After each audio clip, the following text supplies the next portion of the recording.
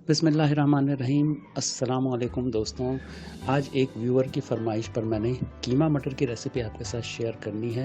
हमारे घर में कीमा मटर किस तरह से बनाया जाता है ये वो जानना चाहते थे, तो चलिए फिर इस आसान सी रेसिपी को आपके साथ शेयर करते हैं। अगर आपको पसंद आए तो मुझे कमेंट सेक्शन में फ़ीडबैक ज़रूर दीजिए, लाइक का बटन दबाएँ और अपने दोस्तों के साथ शेयर करें। तो चलिए रेसिपी की तरफ बढ़ते हैं। सबसे पहले मैंने एक पैन में 1 प्याली कुकिंग ऑयल शामिल किया है। ये थोड़ा सा गर्म हुआ है तो इसमें 2 दरमियाने साइज़ की स्लाइस की हुई प्याज डाल दी हैं। प्याज को हमने ब्राउन या गोल्डन ब्राउन नहीं करना है, बस ये थोड़ी सी नरम हो जाए। 2-3 मिनट के बाद जब ये थोड़ी सी इस तरह से दिखाई देने लगी है, नरम हो गई है, इसमें एक बड़ी इलायची शामिल करते हैं। तो मेरे पास ये बीफ का 1 किलो कीमा है, जिसमें इसमें थोड़ी सी चिकनाई भी शामिल है। ये इसमें डालते हैं और इसको तेज़ आंच पे 3-4 मिनट तक फ्राई करते हैं, ताकि कीमे का जो पानी है वो ड्राई हो जाए और इसकी रंगत तब्दील हो जाए।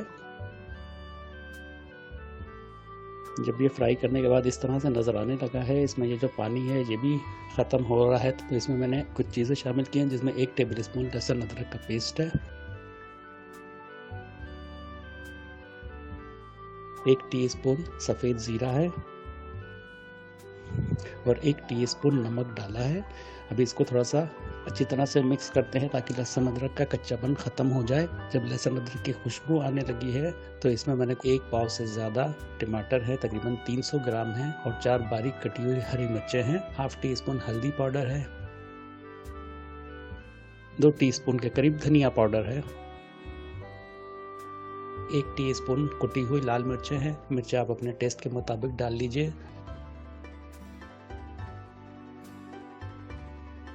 मेरे पास 400 ग्राम के करीब फ्रेश मटर हैं, ये भी इसमें डाल देते हैं। इसमें आधा गिलास के करीब मैंने पानी डाला है।